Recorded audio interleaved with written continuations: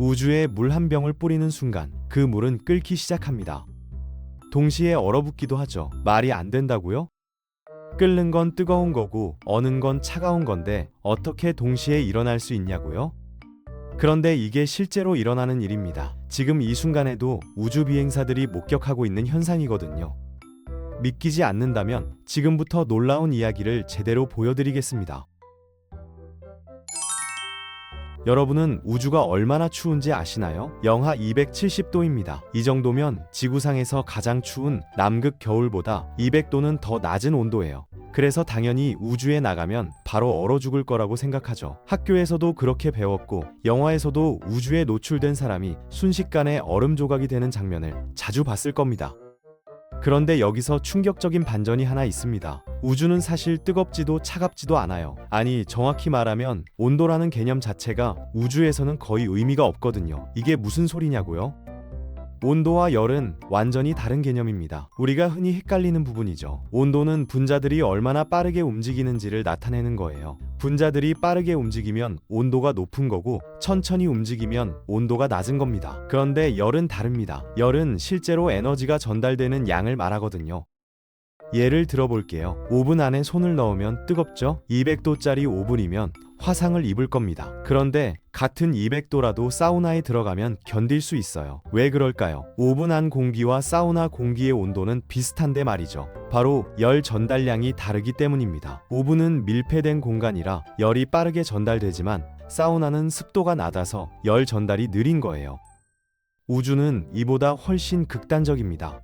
우주에는 분자 자체가 거의 없거든요. 1세제곱센티미터당 분자가 몇 개 있을까 없을까 한 수준이에요. 지구 대기는 같은 부피에 분자가 수천조 개 있는 것과 비교하면 정말 아무것도 없는 거죠. 분자가 거의 없으니까 열을 전달할 매개체가 없는 겁니다. 그래서 우주에서는 열이 전달되는 방식이 지구와 완전히 다릅니다. 지구에서는 공기를 통해 열이 전달되죠. 뜨거운 난로 옆에 서 있으면 따뜻한 이유가 바로 공기가 열을 옮겨주기 때문입니다. 그런데 우주에는 공기가 없어요. 열을 옮겨줄 매개체가 없다는 뜻이죠. 이제 본격적으로 물 이야기를 해볼까요? 왜 우주에서 물은 끓을까요? 물이 끓는 온도는 100도라고 배웠죠? 그런데 이건 정확한 표현이 아닙니다. 정확히는 1기압에서 물이 100도에 끓는다는 거예요. 기압이 달라지면 끓는 점도 달라지거든요. 히말라야 산 정상에 가보신 적 있나요? 그곳에서는 물이 70도에서 80도 사이에서 끓습니다. 기압이 낮아서 그래요. 반대로 압력밥솥은 기압을 높여서 물을 120도까지 끓일 수 있죠. 이게 바로 압력밥솥이 밥을 빨리 짓는 원리입니다. 우주는 거의 완벽한 진공 상태입니다. 기압이 사실상 0이에요. 그러니까 물이 닿는 순간 바로 끓기 시작하는 겁니다. 심지어 영하의 온도에서도 끓어요. 이상하게 들리죠? 그런데 이게 과학적 사실입니다. NASA에서 실제로 이 실험을 해봤습니다. 진공 챔버에 물을 넣고 기압을 낮췄더니 물이 상온에서도 격렬하게 끓기 시작했거든요. 마치 팝콘이 터지는 것처럼 수증기가 폭발적으로 발생했어요. 이게 바로 우주에서 일어나는 일입니다. 그런데 여기서 끝이 아닙니다. 이제부터가 진짜 신기한 부분이거든요. 물이 끓으면서 무슨 일이 벌어질까요? 증발이 일어나죠. 그런데 증발이라는 건 엄청난 에너지를 필요로 하는 과정입니다. 땀을 흘리면 왜 시원해질까요? 땀이 증발하면서 우리 몸의 열을 빼앗아 가기 때문이에요. 이걸 기화열이라고 부릅니다. 물 1g을 증발시키려면 무려 540칼로리의 열이 필요하거든요. 이게 얼마나 큰 에너지냐면 물 1g을 0도에서 100도까지 데우는 데 필요한 에너지가 100칼로리인 걸 생각하면 5배 이상 되는 거예요. 우주에서 물이 끓기 시작하면 이 기화열을 어디서 얻을까요? 바로 물 자신에게서 얻습니다. 물의 일부가 증발하면서 남은 물에서 열을 빼앗아가는 거죠. 그래서 남은 물의 온도가 급격히 떨어집니다. 계속 끓으면서 계속 차가워지는 거예요. 결국 어떻게 될까요? 끓던 물이 스스로 얼어붙기 시작합니다. 표면부터 얼기 시작하죠. 그런데 내부는 여전히 끓고 있어요. 그래서 얼음 결정이 생기는 동시에 수증기 방울이 터져 나오는 기괴한 광경이 펼쳐집니다. 끓으면서 어는 거죠. 이 모든 게 몇 초 안에 일어나요. 실제로 국제우주정거장에서 우주 비행사들이 실험용 물을 우주에 내보낸 적이 있습니다. 영상을 보면 정말 신기해요. 물방울이 둥글게 떠 있다가 표면부터 하얗게 변하면서 수증기가 사방으로 터져나가거든요. 동시에 안쪽은 얼음 결정이 생기고요. 마치 폭죽이 터지는 것 같은 모습이었습니다. 그럼 사람은 어떨까요? 우주에 우주복 없이 나가면 어떻게 될까요? 영화에서는 사람이 폭발하거나 순식간에 얼음 조각이 되잖아요. 실제로도 그럴까요? 다행히도 현실은 영화만큼 극적이지 않습니다. 우리 몸은 피부라는 훌륭한 방어막이 있거든요. 피부는 내부의 수분이 쉽게 빠져나가지 못하게 막아줍니다. 그래서 순식간에 끓거나 얼지는 않아요.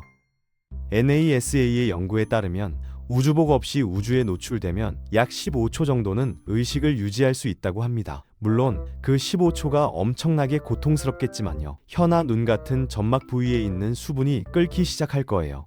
폐 안의 공기가 급격히 팽창하면서 폐 손상이 일어날 수도 있고요. 실제로 1965년에 NASA 존슨 우주센터에서 우주복 압력 테스트 중에 사고가 있었습니다. 한 직원이 진공 챔버에서 우주복이 새는 바람에 14초 동안 거의 진공 상태에 노출됐거든요. 다행히 살아남았는데 그의 증언에 따르면 혀에서 침이 끓는 느낌이 들었다고 해요. 정말 끔찍한 경험이었을 겁니다. 하지만 더 흥미로운 건 따로 있습니다. 우주 비행사들의 진짜 적은 추위가 아니라 더위거든요. 이게 무슨 말이냐고요?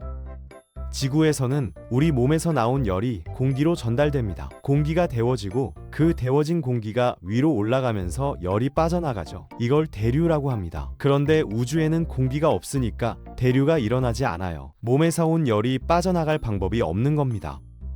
복사라는 방법으로는 열이 빠져나갈 수 있어요. 적외선을 방출하면서 열을 방출하는 거죠. 그런데 이게 엄청나게 느린 과정이거든요. 그래서 우주복 안에서는 열이 계속 쌓입니다. 우주 비행사들이 선외 활동을 하면 땀을 엄청나게 흘리는 이유가 바로 이거예요. 그래서 우주복에는 복잡한 냉각 시스템이 들어가 있습니다. 몸에 밀착되는 속옷에 가느다란 튜브가 수십 개 들어가 있어서 차가운 물을 계속 순환시키거든요. 이 시스템이 없으면 우주 비행사는 자신의 체온 때문에 죽을 수도 있어요. 아폴로 13호 사고를 기억하시나요? 산소 탱크가 폭발해서 우주 비행사들이 생사의 갈림길에 섰던 그 사건 말이죠. 그때 가장 큰 문제 중 하나가 바로 온도 조절이었습니다. 전력을 아끼기 위해 난방을 꺼야 했거든요. 그래서 우주선 안 온도가 영상 3도까지 떨어졌어요. 우주 비행사들은 추위에 떨면서 지구로 돌아와야 했죠. 그런데 재미있는 건 우주선 밖은 영하 270도인데 안은 고작 영상 3도였다는 겁니다. 왜 그랬을까요? 바로 우주가 진공이라서 열이 천천히 빠져나갔기 때문이에요. 만약 우주에 공기가 있었다면 우주선은 순식간에 얼어붙었을 겁니다.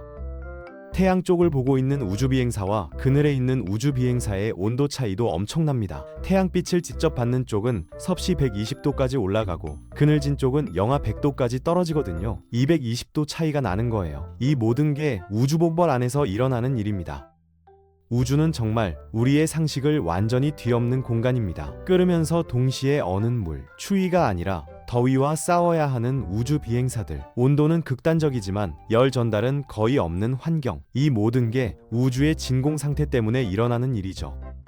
그래서 우주 탐사가 이렇게 어려운 겁니다. 지구의 상식이 통하지 않는 곳이니까요. 앞으로 화성에 가고 달의 기지를 만들려면 이런 극한 환경을 이해하고 대처하는 기술이 필수적이에요. 물 한 컵도 제대로 다루기 어려운 곳에서 사람이 살아남으려면 얼마나 많은 준비가 필요하겠어요? 우주는 아름답지만 동시에 인간에게는 가장 가혹한 환경입니다. 그래서 더 매력적인 거겠죠. 불가능해 보이는 곳을 정복하려는 게 바로 인류의 본성이니까요.